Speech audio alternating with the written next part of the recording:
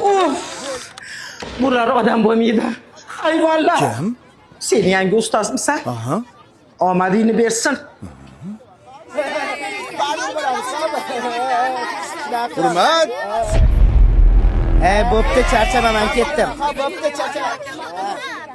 Hey, qaqqa? Ishga. O'qishchi? O'qish meni va oilamni boqmaydi.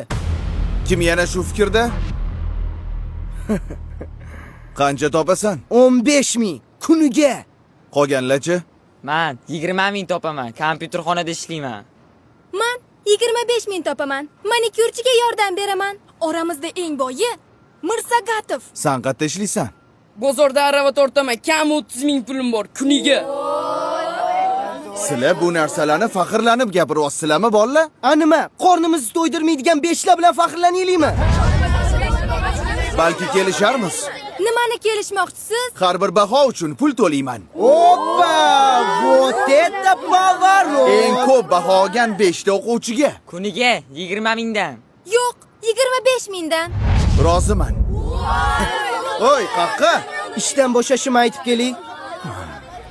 Narziqulov doimgidek ikki. Balki oldin tekshirib ko'rarsiz. Voy. Bo'lar ekan o'qisa.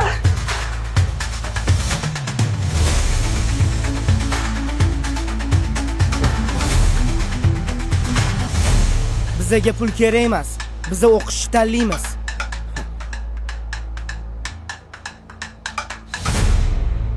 Rosa xursand bo'lsalar kerak. Sovg'a o'zi kimda? Manda. Bo'lla. Ustoz yo'q ekanlar. Assalomu alaykum ustoz. Doston Rustamovich ko'rmadingizmi? Dars tugadi, ketdi. Nega ketadilar? Bugun o'qituvchilar kuni-ku. Men qayerdan bilaman? Nima men uni qoravulimanmi? Ishga ketgandir. Yana qayerdadir ishlaydilarmi? Navoiyxonadami? Boshimni qotirmalaring.